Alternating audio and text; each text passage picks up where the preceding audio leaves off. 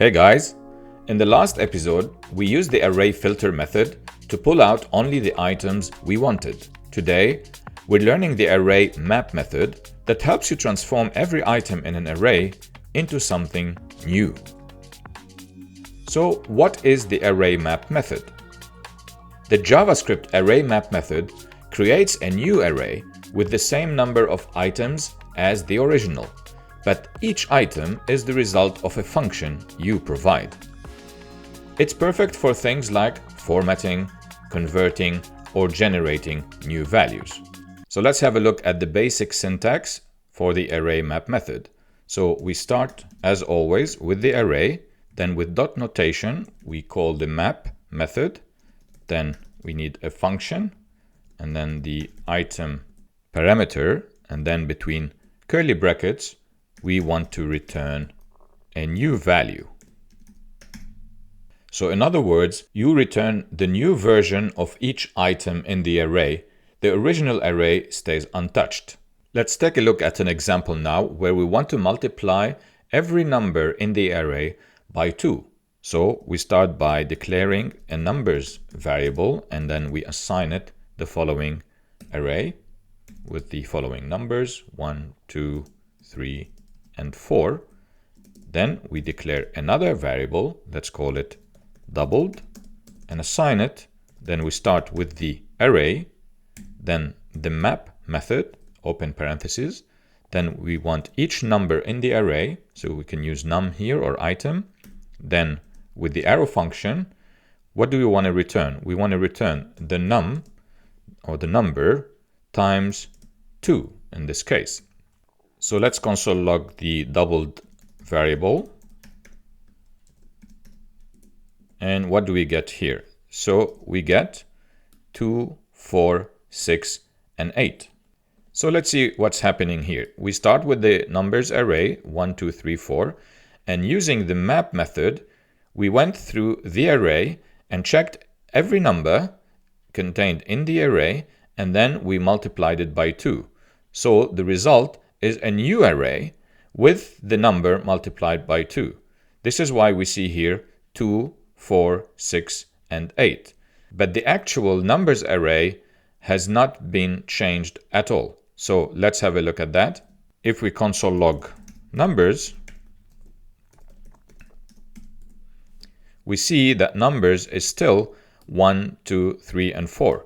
So in other words, the map method has generated a new array called doubled, which basically executed this function, num times 2. It took each number and multiplied it by 2, which is why we ended up with 2, 4, 6, 8, while the original numbers array remained untouched. Let's take a look at the real-world example and format usernames into greetings. So we start by declaring a variable, let names, and then we assign it an array of strings. So what names we want? Let's go with Lena, then James, and then Sarah. Then let's declare another variable called greetings. And then we want to assign it. We start with the array names, then we call the map method, open parentheses, and for each name in the names array, what do we want to return? Well, we want to return the following string, hello, comma, and then space. Then we concatenate. Then we need the name variable for each item in the array. And then let's end it with an exclamation mark, like so. And now, when we console log greetings, we see in the console the array, the new array greetings. So we have hello Lena, hello James, and hello Sarah. So the map method is going through the names array and it's going through each item in the array one by one. So the first time, this variable here, name, will represent Lena, okay? Or let's say name becomes Lena in this case. And then when this is done and the map array is moving to the second item, James, now James, or this name variable, becomes James. And then when it moves from James to Sarah, the name variable is now Sarah. And what do we have here? What we are trying to return? We're trying to return a string, then we concatenate, and then the variable name, this name variable is the same as this one, which means in the first round, it's going to get replaced by Lena, right? So name will be Lena. The second time, it will be James. And the third time, or the third loop, will be Sarah. And this is how we end up with hello Lena, hello James, and hello Sarah. Now again, remember that the original array names has not been changed or mutated at all. So that's why we still have here Lena, James, Sarah exactly as we have here. Because the map method doesn't actually mutate or change the original array. It simply makes copies of the values in the original array, store them in the variable, and then depending on what is it that you're trying to execute, the function that you want, you will get the output. So you can use the JavaScript array map method to build new messages, UI, or formatted data based on simple values. Now let's have a look here and see how we can use the map method in JavaScript with objects to return, for instance, only part of each object. So to save some time, I created this users array of objects. So we have James and then Sarah. So now, if we are trying to just access the name variable or the name key in each of the objects in the array, how do we do that using the map method? So we can start, for example, with a variable, let's say names only. And what do we want to store in this variable? Well, we want to start with the users array. Then we call the map method. And then for each user in the array, what is it that we want to return?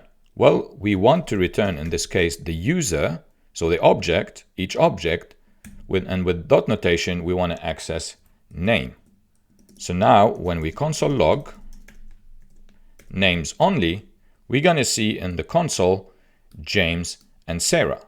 So say, for instance, we wanted not the names only, but we wanted the ages only. So we do the same thing. So we can just copy this, and then let's call this one ages only. And then we want to map through the array users. And for each user, instead of getting the user name, we want the user age. Okay. So now let's console log ages only. And we see the ages here in the console, 24, 31. So we can use the map method in JavaScript to access any key value pair like name James, age 24 of an object inside of an array. Now let's take a look at this advanced example, which is to use the map method to create custom object structures. So I have here an array called products and assigned it the following objects. So each object represents a product. Now let's say I want the output to be a new or a custom object structure. So I could declare a variable called summary and assign it starting with the products array. Then we call the map, and for each product in the array, what is it that I want to return? Then here we open parentheses and then curly brackets, and say I want the new structure to be a title. So this is the key for the new object structure, and in that the value is gonna be product.name. Then I want to use another method called toUpperCase. Okay, and then comma.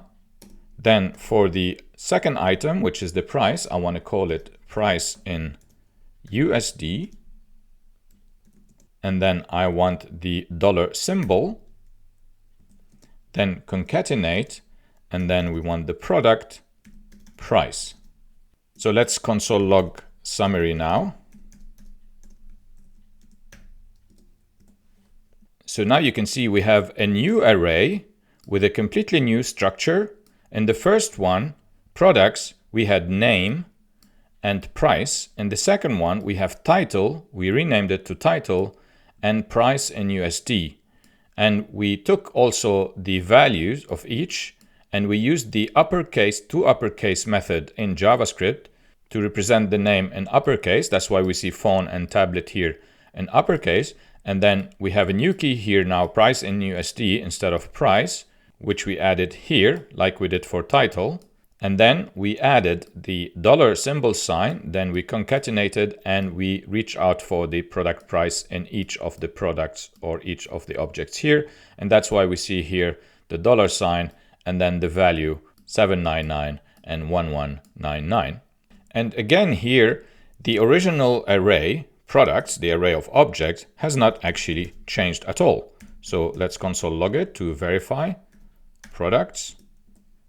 And we see that products is exactly the same. Still name phone price 799 and name tablet price 1199, exactly as we have it here. So the map method again did not actually make any changes to the original array or mutate it in any way, shape or form, but instead it copied the values inside of it and produced a completely new array with those new values or new keys and values. So you can return an entirely new object for each item in the array, which is great for preparing data for display, for instance. Let's now move to the last item in this episode, which is the practice exercise. So what I'd like you to do is to create an array of temperatures in Celsius, then use the array map method to convert them to Fahrenheit. And then lastly, log the new array. So pause this video now, have a go at it, and come back for the solution. So here's how we could solve this. We declare a variable Celsius, and then we assign it an array of numbers 0, 10, 20, and 30. Then we declare another variable, which is Fahrenheit, and then we assign it the Celsius array. And now we want to map through the Celsius array. We open the parentheses, and for each temperature or temp, we can call it temp, and then the arrow function, we want to take the temp, and then what is the formula basically to convert from Celsius to Fahrenheit?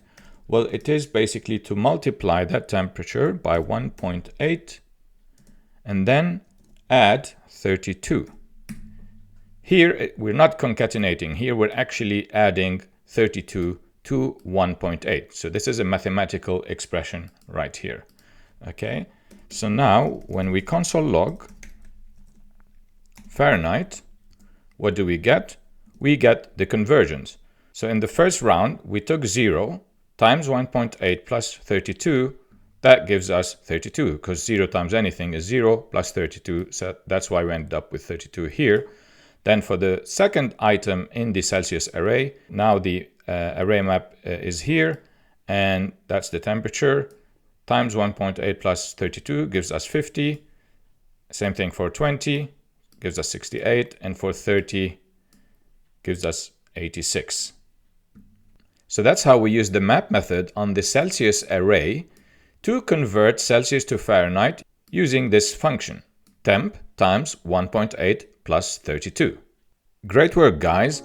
Now you know how to use the array map method to reshape arrays however you want, whether you're formatting, calculating, or extracting. In the next episode, we'll look at the reduce method, a more advanced method that turns an entire array into a single value. Keep learning, keep practicing, hit like and subscribe if you haven't yet, and see you in the next one.